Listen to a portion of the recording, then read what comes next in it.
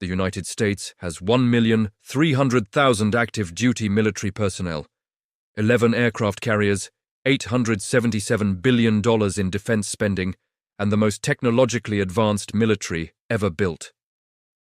Russia has 1,150,000 troops, 6,000 nuclear warheads, and hypersonic missiles that allegedly can't be intercepted. China has 2,300,000 active soldiers, 350 warships, and an economy large enough to sustain a long war. Could America fight Russia and China at the same time? 2026. Analysis isn't about fear-mongering or political talking points. It's about understanding the nightmare scenario that Pentagon planners call the two-front war, where the United States would have to defend Europe against Russia and the Pacific against China simultaneously, while both adversaries coordinate attacks designed to stretch American forces past the breaking point. And stick with me until the end, because you're going to learn why this isn't about whether America could win both wars. It's about whether America could fight both wars at the same time, without running out of missiles, ships, troops, and political will, before achieving victory in either theater. First thing Americans need to understand, this scenario is exactly what Russia and China want to create. Neither country alone can defeat the United States militarily. Russia's economy is smaller than Texas. China has never fought a modern war against a peer adversary. But together, forcing America to split forces between two massive theaters separated by half the planet, that changes the math completely, and they know it. That's why Russia and China have been conducting joint military exercises, coordinating diplomatic positions, and building what they call a comprehensive strategic partnership. In December 2025, they conducted their third joint missile defense drill. In August 2025, their navies ran combined exercises in the Sea of Japan. They are practicing interoperability and signaling to the United States and our allies that they can coordinate militarily if needed. Here's the strategic problem in simple terms. The United States military is built to fight one major war and one smaller conflict simultaneously. That's the planning assumption. One big war in either Europe or Asia, plus ability to handle something like Iraq or Afghanistan at the same time. But Russia and China aren't Iraq or Afghanistan. They're near-peer adversaries with massive militaries, nuclear weapons, and ability to inflict catastrophic damage on American forces. Fighting both at the same time means dividing 11 aircraft carriers between two oceans, splitting limited number of stealth bombers, fighters, and munitions, deciding which theater gets priority for reinforcements, choosing whether to defend Taiwan or defend Poland when you can't do both adequately. Let's talk numbers directly. The United States has approximately 290 warships split between Pacific and Atlantic fleets. China alone has 350 warships, almost all in the Pacific. Russia has around 600 warships and submarines, though many are older and less capable. In aircraft, America operates roughly 2,300 combat aircraft total. China has approximately 1,700 combat aircraft. Russia has roughly 1,400. Together, they outnumber US forces significantly.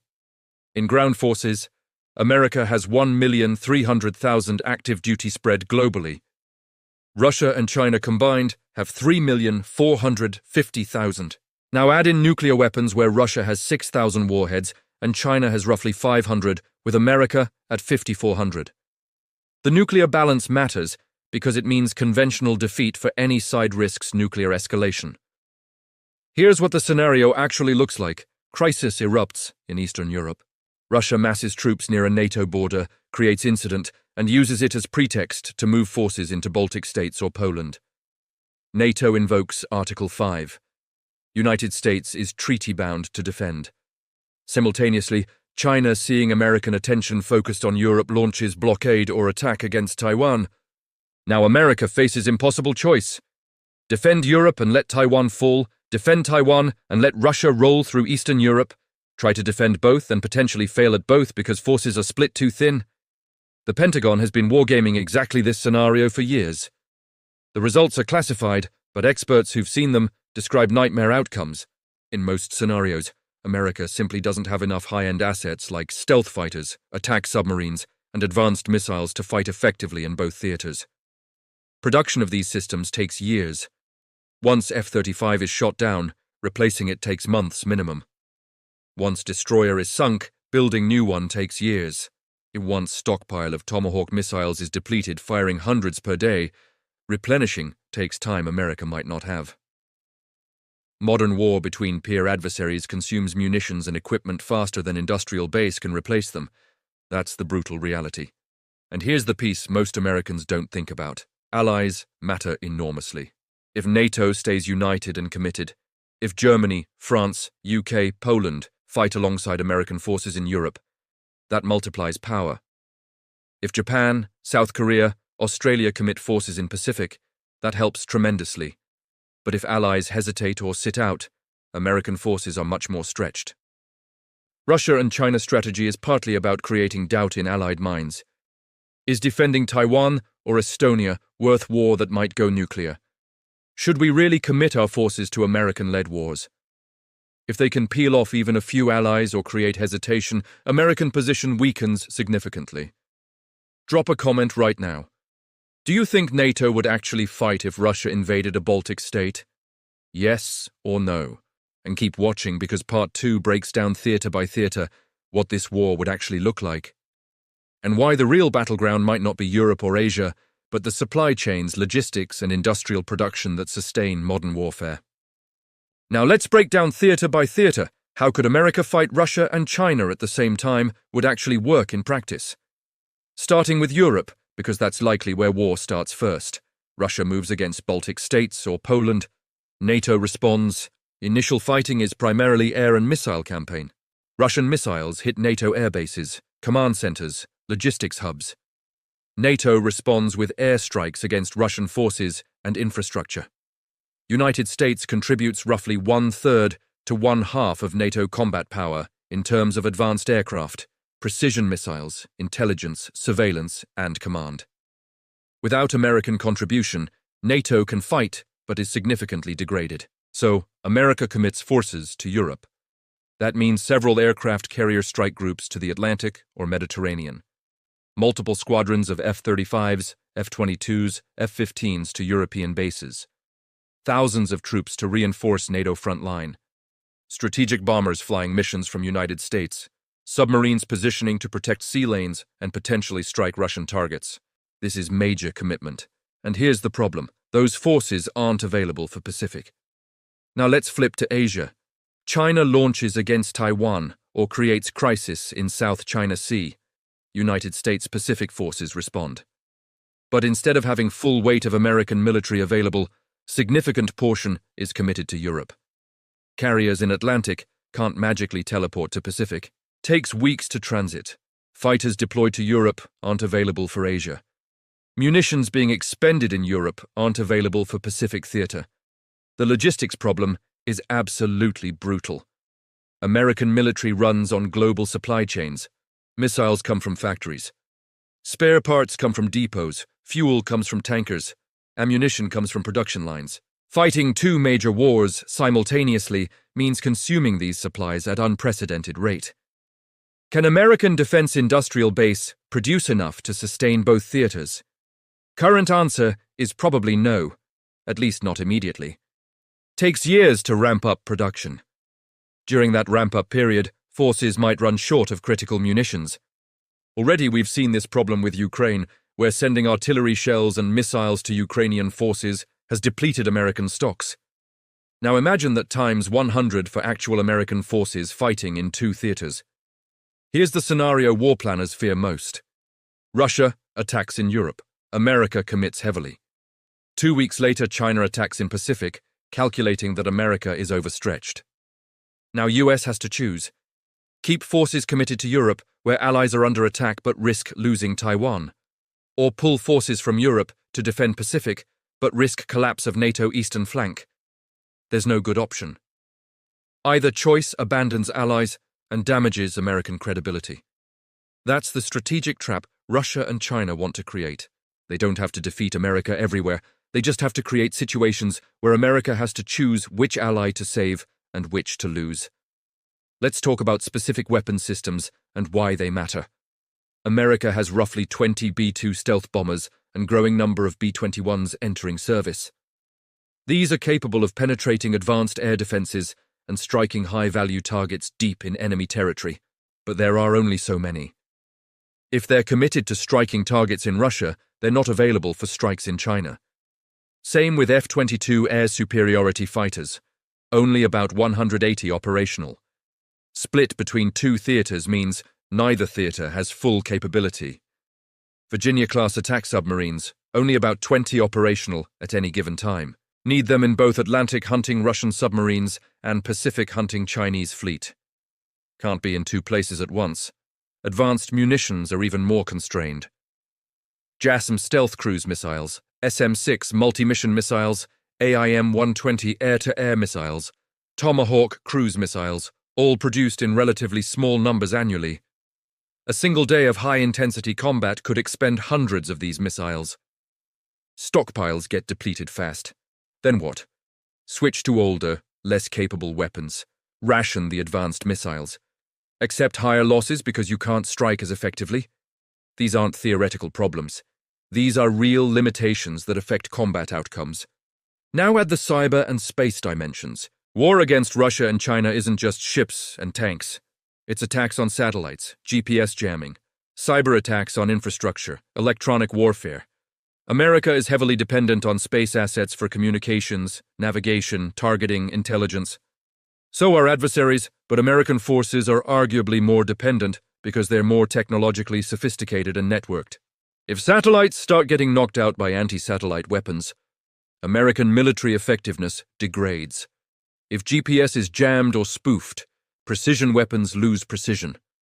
If cyber attacks take down logistics networks, supplies don't get where they need to go. These invisible battlegrounds might determine war outcomes as much as traditional military operations. And then there's the political dimension. Sustaining two major wars requires sustained political will from American public and Congress. When casualties start mounting, when costs reach trillions, when economy suffers from war impacts, will Americans support continuing both wars until victory? Or will pressure build to negotiate settlements and cut losses? Russia and China don't have to worry about this as much because they're authoritarian states that control information and don't face electoral consequences. That gives them staying power that democracies sometimes struggle with. The Taliban didn't defeat America militarily in Afghanistan. They outlasted American political will. Could Russia and China do the same in longer war? Here's the economic warfare angle most people miss. If America is at war with both Russia and China, that's war with countries representing significant portion of global economy. Trade stops. Supply chains collapse. Energy prices spike. China is the world's manufacturing hub and second largest economy. Cutting economic ties causes massive disruption to American economy and global system. Could America sustain economically? Yes, eventually, but transition would be brutal with shortages, inflation, unemployment. And during that economic crisis, maintaining support for two distant wars becomes harder politically. Comment: what should America prioritize if forced to choose? Defend Europe or defend Pacific? And keep watching part 3, where I break down what America is actually doing to prepare for this scenario and whether it's enough. Final analysis. Could America fight Russia and China at the same time? The honest answer based on current 2026 capabilities is America could fight both, but probably couldn't win both decisively without catastrophic costs, extended timeline, and massive mobilization that would require years. Let me break down exactly what that means. In Europe against Russia, NATO with full American participation would likely prevail in conventional war. Russian military is large but has shown limitations in Ukraine. NATO has technological edge, more advanced air forces, better training and industrial capacity. But winning takes time and costs. Russia has thousands of tanks, artillery pieces, and willingness to take heavy casualties. Defeating Russia conventionally while Russia is fighting for what it perceives as existential interests near its own borders would require sustained campaign potentially lasting months or years. In Pacific against China, the calculus is different. China is fighting near its coast with geographic advantages. American forces have to project power across vast ocean. As covered in previous analysis, War games show America can prevent Chinese conquest of Taiwan, but at heavy cost in carriers, ships, aircraft, and personnel. Doing this while simultaneously fighting Russia in Europe? That stretches forces potentially past breaking point. You'd have to pick priority theater. Send most advanced capabilities and forces to whichever theater is considered most critical. Accept higher risk, and potentially accept limited objectives or even losses in secondary theater. That's brutal calculus, but that's reality of resource constraints. So what is America actually doing to prepare for two-front war scenario? First, increasing defense spending, though not as fast as threat is growing. $877 billion defense budget for 2025 is historically high. But significant portion goes to personnel costs, maintenance, and legacy systems. Amount available for building new ships, fighters, missiles, and preparing for great power conflict is less than top-line number suggests. Second, building alliances. This is actually the most important piece. If NATO is strong and united, if Asian allies like Japan, South Korea, Australia are committed and capable, then America isn't fighting alone. Coalition warfare multiplies power. A united NATO can handle Russia with limited American support. Japan, with American backing, can help contain China. That frees American forces to be truly global. Third, repositioning forces. More American presence in Europe after Russian invasion of Ukraine. More attention to Pacific, with new bases and agreements in Philippines. Enhanced cooperation with Australia through AUKUS. Stronger ties with Japan and South Korea. Trying to be present and ready in both theaters. Fourth, munitions stockpiling and industrial base expansion. Government is finally investing in expanding production capacity for missiles, artillery shells, and other munitions. But ramping up production takes years. Factories have to be built, workers trained, supply chains established. It's happening, but slowly. Fifth, developing concepts and technologies for distributed warfare. CA aren't concentrate everything in small number of huge targets like aircraft carriers if facing peer adversaries with advanced missiles. Need to distribute forces across more platforms, more locations, making adversary targeting problem harder. But here's the hard truth. These preparations help but don't solve the fundamental problem of fighting two massive wars in two theaters simultaneously against nuclear-armed adversaries. The answer isn't primarily military. The answer is strategic. Avoid getting into two-front war in first place. How? First, maintain strength sufficient that neither Russia nor China thinks they can win quickly. Deterrence prevents wars. If Moscow and Beijing both believe attacking American allies means long, costly war they might not win, they're less likely to try. Second, keep alliances strong. If Russia knows attacking Baltic states means fighting all of NATO, not just America, deterrence is stronger. If China knows attacking Taiwan means fighting Japan, Australia, and others alongside America, calculus changes. Third, strategic sequencing. Pentagon thinking has evolved toward this concept. Avoid fighting both wars simultaneously. If crisis erupts in one theater, try to stabilize or deter other theater from exploiting the distraction. Use diplomacy, economic tools, allied partnerships to manage one crisis while focusing military power on the immediate threat. Then shift once first crisis is resolved.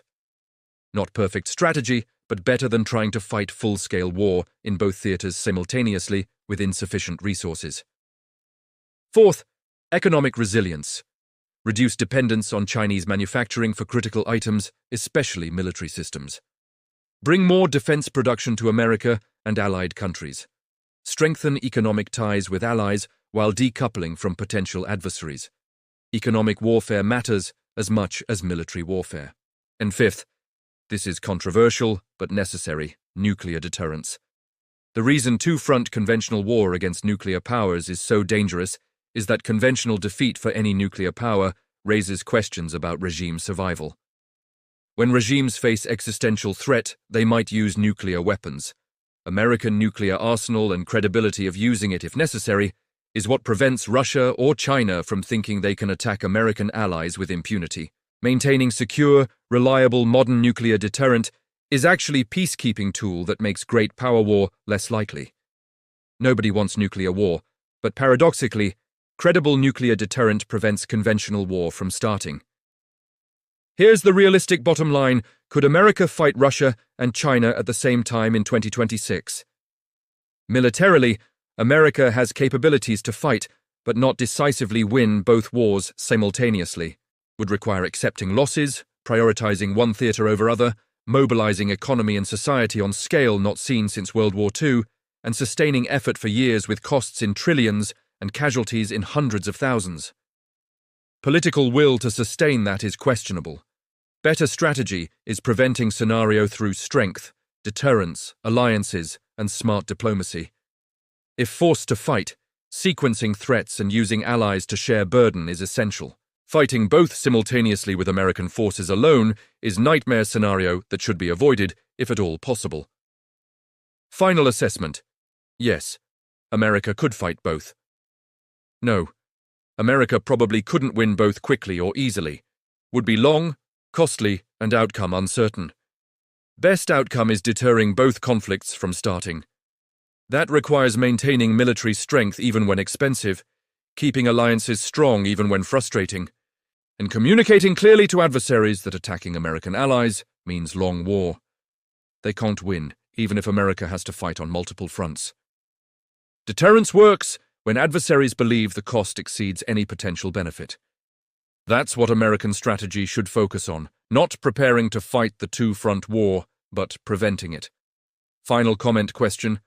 What should be America's top priority to avoid two-front war? Military strength, alliances, or economic decoupling? And if this analysis helped you understand the most dangerous strategic challenge America faces, subscribe, because next video breaks down whether America's nuclear arsenal is actually ready if deterrence fails.